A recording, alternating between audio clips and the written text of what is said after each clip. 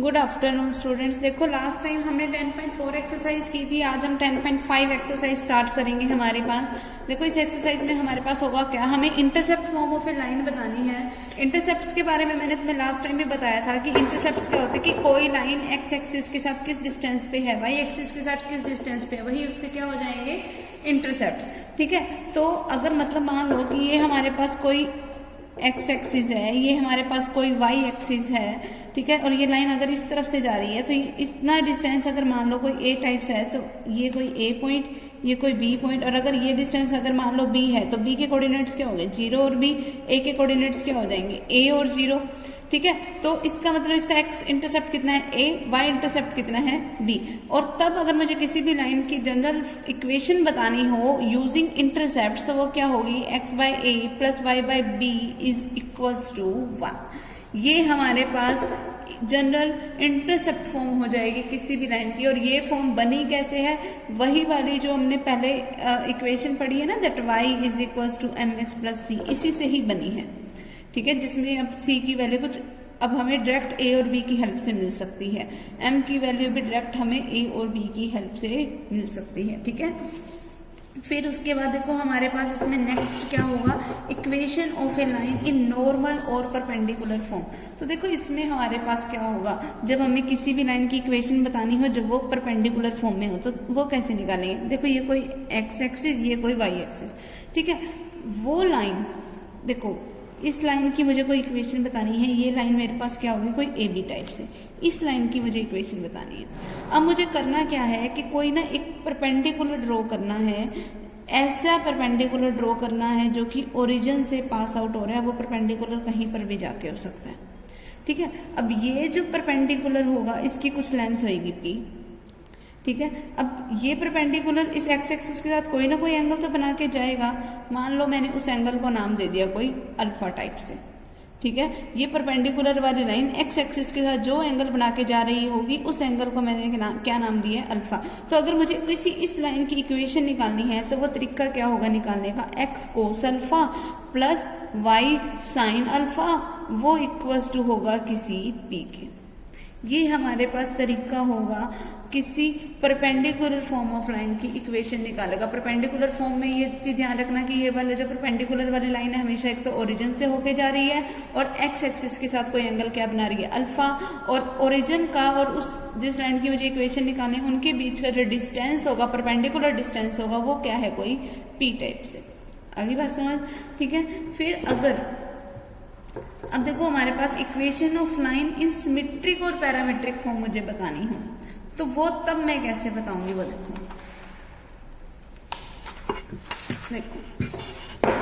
अब अगर मुझे किसी भी लाइन की सिमेट्रिक और पैरामेट्रिक फॉर्म बतानी है तो वो हम कैसे बताएंगे, x minus x1 divided by cos theta equals to होगा y minus y1 divided by में sine theta is equals to r।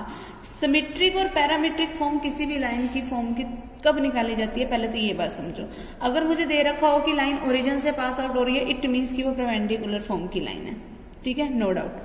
फिर अगर वो लाइन किसी ओरिजिन से पास आउट ना होके वो लाइन जनरली किसी एक्स एक्सिस को किसी भी पॉइंट पे टच कर रही है, इस तरीके से ओरिजिन से होने की बजाय ये लाइन किस तरीके से जा रही है, कोई और पॉइंट से जा रही है, तब उसके लिए मैं इस फॉर्म का यूज करूंगी। कैसी form, x minus x1 by cos theta is equals to y minus y1 by sine theta is equals to r।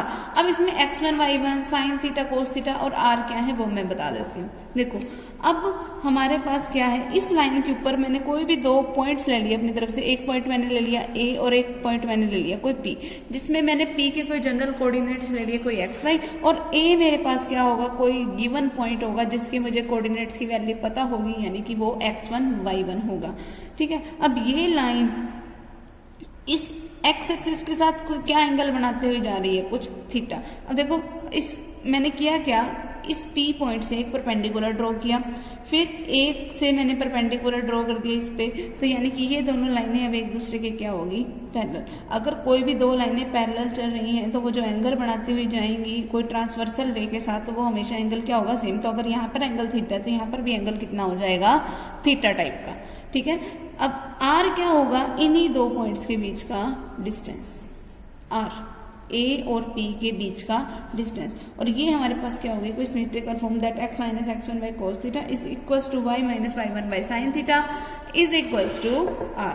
ठीक है, तो अब इन तीन फॉर्मूलों का मैं यूज करूंगी। देख याद रखना कि जब ओरिजिन से जा रही हो, परपेंडिकुलर हो, तो मुझे फॉर्मूला यूज करना है x cos alpha plus y sin alpha is equals to p। जब ओरिजिन से ना जा रही हो तो मुझे सिमेट्रिक या पैरामीट्रिक फॉर्म का यूज करना है, यानी कि x minus x1 by cos theta is equals to y minus y1 by sine theta is equals to r का यूज करना है मुझे। ठीक है, तो अब हम इसकी एक्सरसाइज के सम स्टार्ट करते हैं। देखो इसकी एक्सरसाइज के सम में क्या है, find the equation of the line having intercept on the axis. a की वैल्यू है 4, b की वैल्यू है 5। a की वैल्यू है 4, b की वैल्यू क्या है 5। अगर मुझे किसी भी लाइन की इक्वेशन निकालनी है तो तरीका क्या होता है, x by A plus Y by B is equals to 1। It means कि x by 4 plus y by 5 is equals to 1।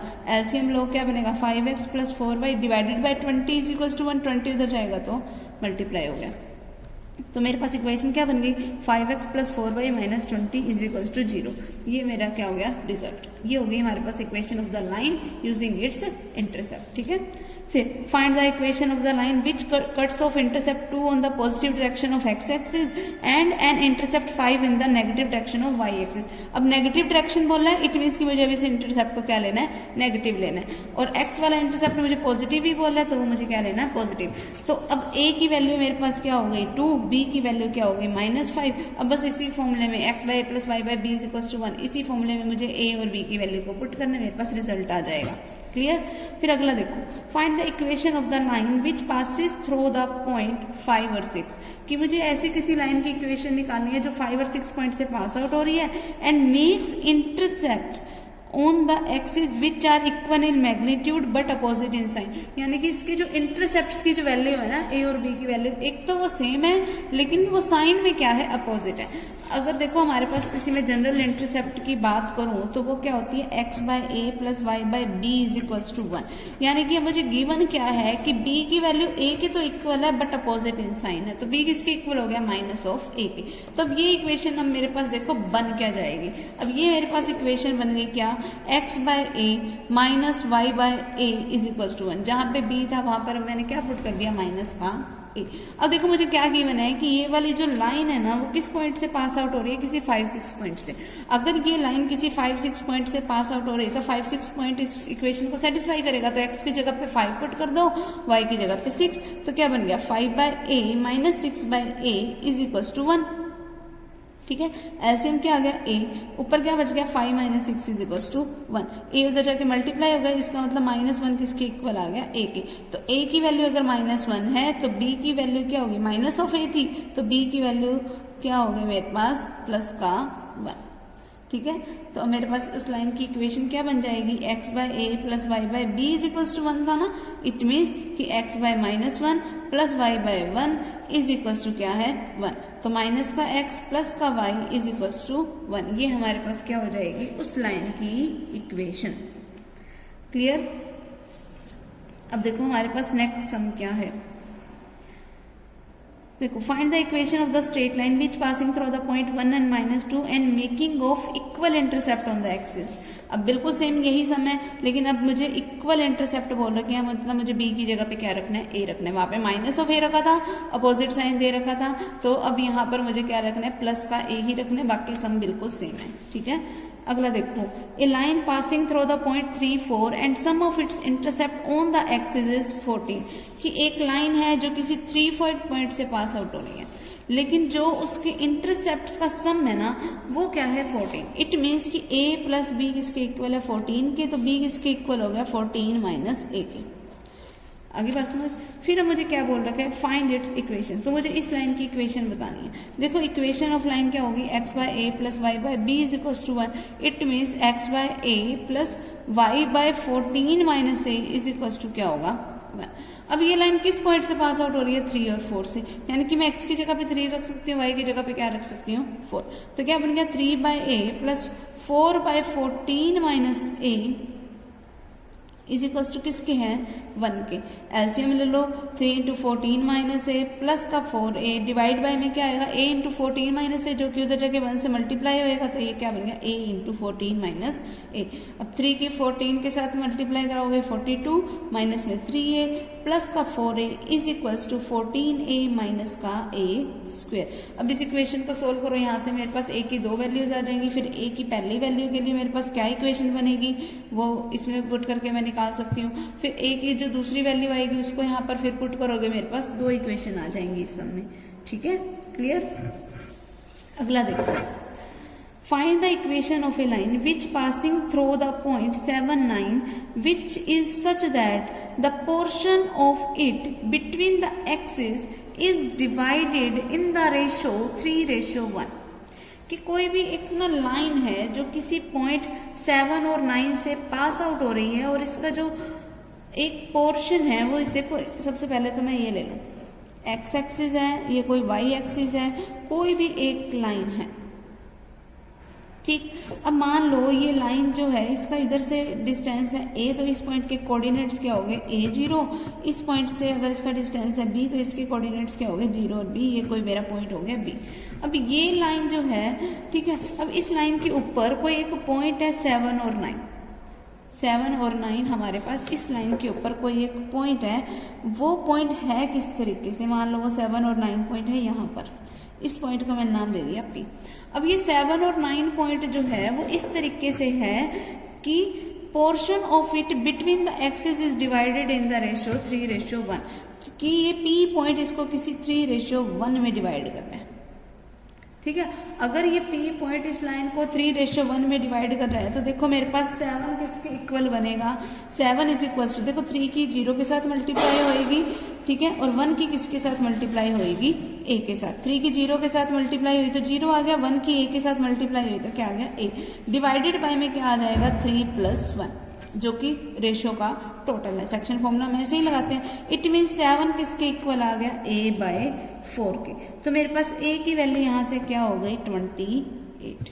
फिर मुझे देखो 9 किसके इक्वल मिलेगा, 9 किसके इक्वल आएगा, देखो कि मेरे पास 3 जो है उसकी मल्टीप्लाई हुई b के साथ, फिर 1 जो है उसकी मल्टीप्लाई हुई 0 के साथ, 1 इंटू 0 क्या हो गया 0, डिवाइडेड बाय में टोटल रेशियो क्या है 3+1, तो 9 किसके इक्वल आ गया 3b/4 के।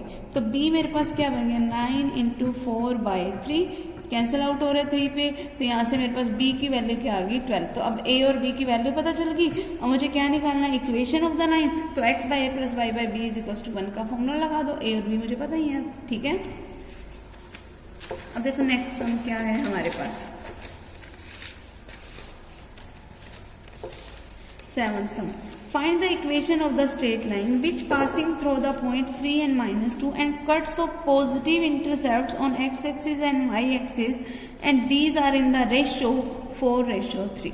सेम वही सम है, क्लियर, ये अपने आप करना। देखो 8th sum, straight line passing through the point 3 and -2, find the locus of the middle point of the portion of the line intercepted between the axis। कि ना कोई एक स्ट्रेट लाइन है जो किस पॉइंट से पास आउट हो रही है 3 और -2 से। ठीक है, अब मुझे लोकस बताना है, मुझे इक्वेशन बतानी है किसकी, मिडल पॉइंट्स की। मुझे इसके मिडल पॉइंट पता नहीं है, मुझे सिर्फ इतना पता है कि ना इस तरीके से कोई एक एक्स एक्सिस है, ये हमारे पास कोई वाई एक्सिस है। ठीक है, अब ये इस तरीके से कोई एक लाइन होगी, 0 इसका अगर डिस्टेंस a है, अगर इसका डिस्टेंस b है तो इस b पॉइंट के कोऑर्डिनेट्स हो गए 0 और b, इस a पॉइंट्स के कोऑर्डिनेट्स हो गए a और 0, और अगर मैं इसका कोई मिड पॉइंट लूं, मान लो उसके कोऑर्डिनेट्स हैं कुछ अल्फा और बीटा। ओके, अब देखो अगर अल्फा और बीटा इसके अगर मेरे पास मिड पॉइंट है तो सिंपल सी बात है 0 + a/2 इज इक्वल टू होगा अल्फा के, तो a की तो वैल्यू हो गई 2 अल्फा, या मैं ये बोल सकती हूँ कि अल्फा किसके इक्वल है a/2 के, जो मर्जी बोल दो। फिर b इसी तरीके से किसके इक्वल आएगा 2 बीटा के, या मैं ये बोल सकती हूँ कि बीटा किसके इक्वल हो गया b/2 के। और मुझे इक्वेशन किसकी बतानी है, अल्फा और बीटा की फॉर्म की ना, तो जो मेरे पास इंटरसेप्ट फॉर्म होती है ना x/a + y/b is equals to 1, वहां पर मेरे पास क्या आएगा x/अल्फा + y/बीटा इज इक्वल्स टू 1। ठीक, अब मुझे गिवन क्या है, अब मुझे गिवन ये है कि ये वाली जो लाइन है ना वो किससे पास आउट हो रही है, किसी पॉइंट 3 और -2 से पास आउट हो रही है। अब देखो अल्फा की वैल्यू क्या है, अल्फा की वैल्यू है a/2, बीटा की वैल्यू है b/2। तो ये मेरे पास क्या बन गया, a/2 करूंगी तो यहाँ a वो जो 2 है वो कहाँ चला जाएगा, ऊपर, प्लस सेम इसी तरीके से 2y divide by b is equals to 1। अब ये लाइन किस पॉइंट से पास आउट हो रही है, 3 और -2 से। 3 और -2 को यहाँ पर पुट कर दो, अगर 3 को यहाँ पे पुट करोगे तो 2 into 3 6 by a plus 2 into में क्या आ गया माइनस का 2, तो ये क्या बन गया माइनस का 4 by b is equals to 1। अब इसको सोल्व करोगे 6b माइनस 4a divided by a b is equals to 1, ये a b उधर जाके क्या हो गया मल्टीप्लाई। आगे बात समझ, ये इस तरीके से बन गया। और अगर मैं इसको a और b की फॉर्म में लिखना चाहूँ तो जहाँ जहाँ पे एक्स वाई की फॉर्म में अगर मैं लिखना चाहूँ तो जहाँ जहाँ पे मेरे पास a और b है वहाँ पर मैं क्या लगाती जाऊँगी, x और y। ठीक है, इस तरीके से हमारा ये सम होएगा। इसको ना मैंने उल्टा लिख दिया भाई, यहाँ पर a और b रहने दो और यहाँ पर ये क्या बन जाएगा x बाई, अब a की वैल्यू क्या है मेरे पास 2 अल्फा, तो ये बन गया x divided by 2 alpha plus y divided by 2 beta is equals to 1। अब पासिंग पॉइंट इसका क्या है 3 और -2, यानी कि मैं x की जगह पे 3/2 अल्फा कर सकती हूँ और फिर -2 divided by 2 beta is equals to 1। अब एलसीएम लिया तो क्या आ गया 2 अल्फा बीटा। ठीक है, इस तरीके से इसको सोल्व करो। इज इक्वल्स टू में क्या पड़ा है 1, यहाँ पर बन गया 3 बीटा माइनस 2 अल्फा, एलसीएम वगैरह लिया तो यहाँ पे क्या बन गया 3 beta minus 2 alpha is equals to 2 alpha beta. अब अगर मैं इसको एक्स वाई की फॉर्म में लिखना चाहूँ तो ये बन गया 3y minus 2x is equals to 2xy। ये मेरे पास हो जाएगी इस लाइन की general equation, 3y minus 2x minus 2xy is equals to 0। ठीक है, क्योंकि मुझे ना ये जो चाहिए था लोकस चाहिए था in the form of alpha and beta, तो मैं इंटरसेप्ट तो मेरे जनरली वही है, वो तो मैं x by a plus y by b करके ही सोल्व करूंगी, तो मैंने वैल्यू a और b की ही रखनी है। ठीक है, आगे देखो नेक्स्ट हमारे पास क्या है, the area of the triangle formed by the coordinate axis and A line is 6 square centimetre. कि कोई ना एक ट्रायंगल का एरिया जो कि बनी किसके बीच में, कोऑर्डिनेट एक्सिस दोनों बोलनी है, यानी कि x और y इन दोनों कोऑर्डिनेट एक्सिस और किसी भी एक लाइन के बीच, ये जो अब ट्रायंगल बनी है ना, इस ट्रायंगल को अगर मैं नाम दे दूं OAB, तो एरिया ऑफ ट्रायंगल OAB मेरे पास क्या आ जाएगा 6 स्क्वायर यूनिट्स। ठीक है, ये है। फिर अब मुझे देखो क्या बोल रखा है, अगर देखो ये वाला डिस्टेंस a है, ये वाला डिस्टेंस b है, तुम्हें पता है कि इसका मतलब क्या हुआ 1/2 into a b is equal to 6 है, तो यहाँ से मेरे पास ए बी की वैल्यू क्या आ गई 12। इक्वेशन नंबर मेरी क्या बन गई फर्स्ट। फिर अब देखो मुझे और क्या बोला है, and the length of the hypotenuse is 5 units, यानी कि ये वाली जो लेंथ है वो पूरी कितनी है 5 यूनिट। अब ये वाली लेंथ मुझे मिलती कैसे है, मैं पाइथागोरस थ्योरम का यूज करके कि root of a square plus b square अगर मैं करूँ वो क्या है 5 के इक्वल, इट मीन्स कि ए स्क्वायर प्लस बी स्क्वायर किसके इक्वल है 25 के, तो बी स्क्वायर किसके इक्वल आ गया 25 माइनस ए स्क्वायर के। अगर ए बी 12 के इक्वल है, इट मीन्स कि ए स्क्वायर बी स्क्वायर किसके इक्वल हो गया 144 के, तो ए स्क्वायर इंटू बी स्क्वायर की जो वैल्यू है वो यहाँ पर पुट कर दो 25 minus a square is equals to 144। अगर मैं इसको सोल्व करूँ तो क्या बन गया 25 A square minus A raise to the power 4 is equals to 124। इन दोनों क्वांटिटीज को मैं अगर उस तरफ ले जाऊँ तो क्या बनेगा ए की पावर 4 उधर जाके प्लस का हो गया, 25 ए स्क्वायर उधर जाके क्या हो गया माइनस का, प्लस 144 इज इक्वल्स टू 0। क्या बन गया ए की power 4 minus 16 a square minus 9 a square plus 144 is equals to 0। अगर मैंने इसके फैक्टर बनाए तो ए स्क्वायर कॉमन आ रहा है, अंदर क्या बच गया ए स्क्वायर माइनस 16 माइनस का 9 कॉमन आ रहा है, अंदर क्या बच गया A square minus 16 is equals to 0। Factor क्या बने A square minus 9 into A square minus 16 is equals to 0। जब इसको 0 के इक्वल रखोगे ए स्क्वायर माइनस 9 को, तो यहाँ से ए की वैल्यू क्या आ गई प्लस माइनस 3। जब ए स्क्वायर माइनस 16 को 0 के इक्वल रखोगे तो यहाँ से ए की वैल्यू क्या आ गई प्लस माइनस 4। अब ए की 4 वैल्यू आ गई।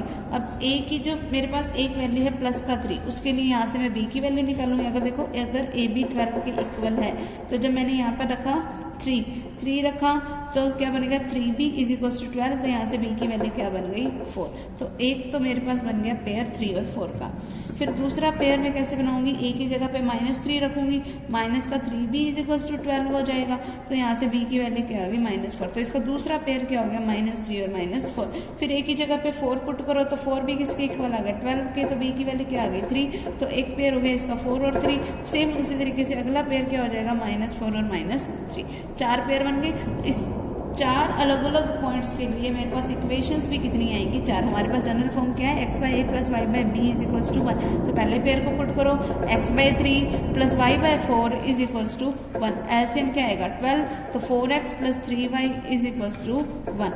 ठीक है, तो 4x + 3y is equal to क्या हो गया 12। इट मीन्स कि 4x + 3y माइनस का 12 इज इक्वल टू 0। ये मेरे पास फर्स्ट पेयर के लिए इक्वेशन बन गई। सेम उसी तरीके से a और b की जगह पे -3 -4 पुट कर दो, फिर 4 और 3 पुट करो, फिर -4 और -3 पुट करो। ये मेरे पास क्या आ जाएंगी 4 अलग अलग इक्वेशंस, और ये सब हमारा कंप्लीट हो जाएगा। ठीक है, फिर अगला देखो हमारे पास क्या है, obtain perpendicular form of the flowing lines. Perpendicular form मुझे निकालनी है। p की वैल्यू मुझे दे रखी है 5, अल्फा की वैल्यू मुझे दे रखी है 60 डिग्री। अब perpendicular form of a line में कैसे निकाल सकती हूँ कि x cos alpha + y sin alpha is equal to p। यही हमारे पास फॉर्मूला। इट मीन्स कि x cos 60 degree + y sin 60 degree is equal to किसकी है 5 के। अब x × cos 60 डिग्री की वैल्यू क्या होती है हमारे पास 1/2, फिर प्लस में y × sin 60 डिग्री की वैल्यू क्या होती है √3/2 इज इक्वल टू क्या है 5। एलसीएम ले लो 2 आएगा, क्या बनेगा x + √3y / 2, जो उधर जाके मल्टीप्लाई हुआ तो क्या बन गया 10। ये मेरे पास क्या होगी इस लाइन की इक्वेशन। ठीक है, फिर उसके बाद सेकंड पॉइंट भी इसी तरीके से सोल्व करोगे। 11 हम देखो, find the equation of the straight line such that the length of perpendicular from origin is 8 unit. Length of perpendicular means p की वैल्यू वो क्या दे रखी है मुझे 8। फिर क्या दे रखा है, and the perpendicular makes an angle of 120 degree with the positive direction of x axis. इसका मतलब अल्फा की वैल्यू क्या है 120 डिग्री। तो क्या बनेगा x × cos of 120 degree + y × sin of 120 degree is equal to p, जो कि क्या है 8। x × cos ऑफ 120 को मैं लिख सकती हूँ 180 - 60 + y × sin ऑफ 120 को मैं फिर क्या लिख सकती हूँ 180 - 60 इज इक्वल टू 8। तो इट मीन्स कि x × cos ऑफ cos 180 - 60 तो क्या हो गया cos 60 रहेगा, लेकिन सेकेंड क्वाड्रेंट की वजह से cos क्या हो जाएगा नेगेटिव। फिर प्लस में y × sin of 60 degree. Second quadrant में साइन पॉजिटिव होता है, इसलिए पॉजिटिव का पॉजिटिव ही रहा। अब cos 60 की वैल्यू पुट करो, sin 60 की वैल्यू पुट करो, और ये हमारे पास क्या हो जाएगा इसका रिजल्ट हो जाएगा। ठीक है, फिर अगला देखो, find the equation of the perpendicular from the origin. Perpendicular distance p मुझे दे रखा है 4, और एंगल अल्फा मुझे क्या दे रखा है 15 डिग्री। अगर एंगल अल्फा 15 डिग्री है तो क्या बन गया x cos 15 degree + y sin 15 degree is equal to क्या आ गया 4। तो x × cos ऑफ 15 डिग्री का मतलब क्या हुआ, मुझे 15 डिग्री की डायरेक्ट वैल्यू नहीं पता, तो लेकिन मैं 15 डिग्री को लिख तो सकती हूँ ऐसे 60 - 45 करके, फिर प्लस में y